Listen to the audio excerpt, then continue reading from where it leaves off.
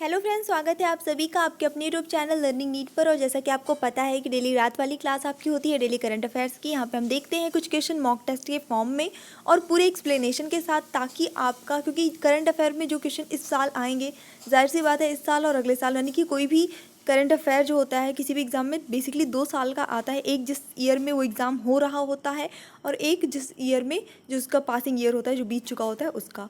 तो चलिए स्टार्ट करेंगे सेशन डेली बेसिस पे कुछ क्वेश्चंस डेली की तरह। तो आज का जो फर्स्ट क्वेश्चन है वो है, असम के मुख्यमंत्री सर्बानंद सोनोवाल ने कोरोना वायरस महामारी को कवर कर रहे पत्रकारों को कितने लाख रुपए का जीवन बीमा कराने की घोषणा की है? 50 लाख, 40 लाख, 30 लाख या फिर 20 लाख? यहाँ पे आपको एक और चीज़ मिल जाती है करंट अफेयर की कि वर्तमान में असम के मुख्यमंत्री कौन है। अगर नहीं याद है तो फटाफट से याद कर लीजिए। तो यहाँ पे जो करेक्ट आंसर है वो हो जाता है आपका ऑप्शन नंबर है, 50 लाख रुपए का जीवन बीमा कराने की घोषणा की है।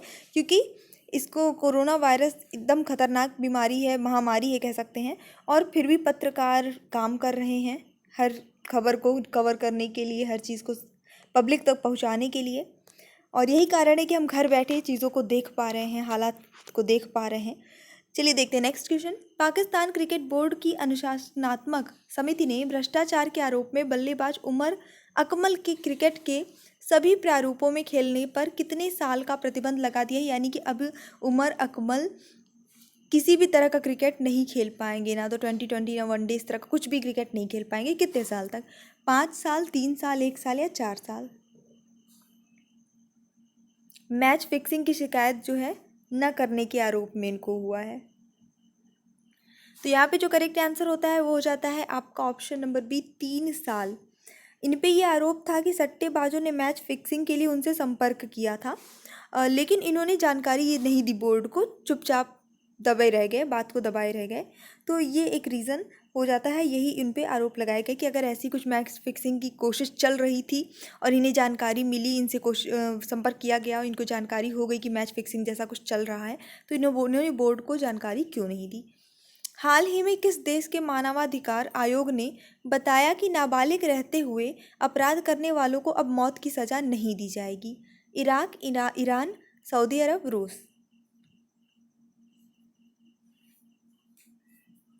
सो यहाँ पे जो करेक्ट आंसर है वो हो जाता है आपका ऑप्शन नंबर सी, सऊदी अरब। ये इसका करेक्ट आंसर है। सऊदी अरब के मानवाधिकार आयोग ने इसमें ये कहा है कि नाबालिग रहते हुए अगर कोई अपराध करता है तो उसको मौत की सज़ा नहीं दी जाएगी, और अधिकतम जो है वो 10 साल की सज़ा होगी। और सऊदी ने इससे पहले कोड़े मारने की सज़ा ख़त्म करने का फैसला किया था, मतलब ख़त्म कर दिया गया था। नहीं तो पहले कोड़े मारने की भी सज़ा हुआ करती थी, तो ये सज़ा जो है ख़त्म कर दी गई और अब एक नया फैसला इसको लेकर हुआ है। भारतीय रिजर्व बैंक ने म्यूचुअल फंड के लिए कितने करोड़ रुपए की विशेष नकदी सुविधा की घोषणा की है? सिर्फ आपको अमाउंट बताना है। 40,000 करोड़ रुपए, 30,000 करोड़, 20,000 करोड़ या फिर 50,000 करोड़ रुपए?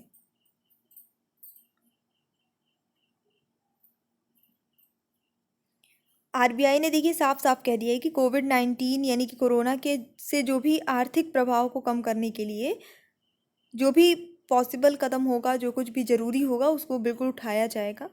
और यहाँ पे जो करेक्ट आंसर है वो हो जाता है आपका ऑप्शन नंबर डी, 50,000 करोड़ रुपए। हाल हाल ही में किस राज्य सरकार ने घोषणा किया है कि कोविड-19 से मौत होने पर पत्रकार के परिवार को 15 लाख रुपए की आर्थिक सहायता राशि देगी? अब ये कल की न्यूज़ में काफ़ी था शाम के टाइम पे। बताइए, बिहार, झारखंड, उड़ीसा, पंजाब? तो यहाँ पे जो करेक्ट आंसर है वो हो जाता है आपका option number C, Orissa. Orissa के मुख्यमंत्री कौन है? फटाफट से कमेंट सेक्शन में जाइए और रिप्लाई करिए इसका आंसर, क्योंकि पहले भी ये सारी चीज़ें सामने आ चुकी हैं। मैं अक्सर राज्य आता है तो उसके मुख्यमंत्री आपसे पूछती रहती हूँ या और बताती भी रहती हूँ।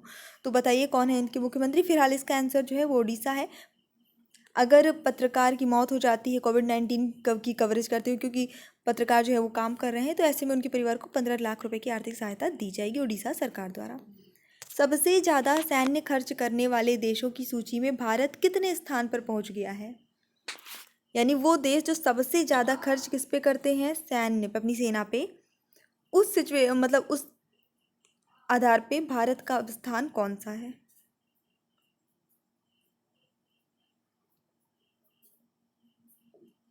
तो भारत और चाइना दोनों के बीच बहुत बड़ा कंपटीशन लास्ट ईयर रहा है इस मामले में कि कौन ज़्यादा खर्च करता है अपनी सेना को जो है कौन ज़्यादा स्ट्रांग बनाता है। इसको लेके बहुत कंपटीशन रहा 2019 में भारत और चाइना में। फिलहाल भारत जो है वो तीसरे स्थान पे पहुंच चुका है, तीसरा सबसे ज़्यादा खर्च करने वाला देश बन गया है सैन्य मामलों में। ठीक है, इसके अलावा अमेरिका, चीन और भारत ये शीर्ष पे हैं। सबसे ज़्यादा अमेरिका खर्च करता है, फिर चाइना है और फिर भारत है। चलिए देखेंगे नेक्स्ट क्वेश्चन। कोविड-19 के कारण किस देश में 27 जुलाई से 14 अगस्त तक होने वाले प्रमुख बहुपक्षीय हवाई युद्धाभ्यास पिच ब्लैक 2020 को रद्द कर दिया गया है? ऑस्ट्रेलिया, नेपाल, चीन, रूस।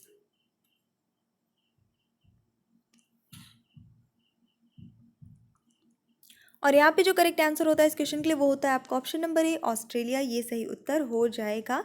ये अभ्यास जो है पूरे विश्व की सेनाएं एक साथ करती हैं, एक साथ उनको सहभाग करने का अवसर मिलता है। और इससे पहले भारतीय वायुसेना ने पिच ब्लैक 2018 में पहली बार भाग लिया था। तो 2018 से भाग जो है भारत इसमें ले रहा है और फिलहाल इसको रद्द कर दिया गया है। 2020 वाला जो सेशन था वो रद्द कर दिया गया है। रीज़न तो आई थिंक आपको पता ही है।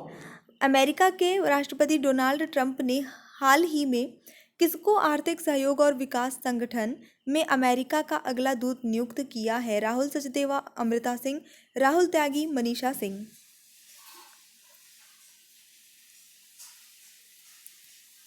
तो यहाँ पे जो सही उत्तर होता है वो होता है आपका option number D, Manisha Singh को नियुक्त किया है। ये वरिष्ठ भारतीय अमेरिकी राजनयिक हैं और अभी फिलहाल ये विदेश विभाग में सहायक मंत्री हैं मनीषा जी। और अब वो आर्थिक और व्यापारिक मामले देखती हैं। आर्थिक सहयोग और विकास संगठन जो यहाँ पे लिखा है आपका OECD, ठीक है, इसमें इसका जो मुख्यालय है वो पेरिस में है और अभी उनको यहाँ का नियुक्त कर दिया गया है अमेरिका का अगला दूत। चलिए देखेंगे next question. India ratings and research ने अपने 2020-21 के आर्थिक विकास के अनुमान को 3.6% से घटाकर कितने फीसदी कर दिया है?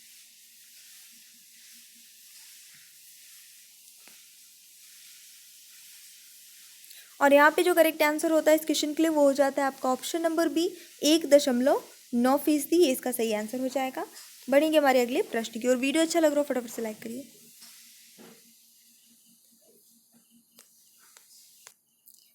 हाल ही में किस देश ने बांग्लादेश को कोरोना वायरस महामारी से निपटने में मदद करते हुए मलेरिया रोधी हाइड्रोक्सीक्लोरोक्वीन की 1 लाख गोलियां और 50,000 सर्जिकल दस्ताने दिए हैं? पाकिस्तान, नेपाल, भारत, अमेरिका। बांग्लादेश की एक तरह से हेल्प की गई है किस देश के द्वारा? आई थिंक गोली का नाम सुन के ही आप समझ गए होंगे कि किस देश की बात हो रही है। तो बिल्कुल सही आंसर हो जाता है आपका ऑप्शन नंबर सी, भारत। और ये इसका करेक्ट आंसर होगा। क्वेश्चंस अच्छे लगे हो तो फटाफट से लाइक करिए, शेयर करिए और अगर आप चैनल पे न्यू है तो सब्सक्राइब कर लीजिए। ऑल्सो हमारे दूसरे चैनल जो है सबकी लिंक कमेंट बॉक्स में मैंने पिन कर दी है, तो वहाँ से आप चेक कर सकते हैं। अगर इंटरेस्टेड हो तो सब्सक्राइब भी कर सकते हैं please. So thanks for watching, keep studying and bye bye.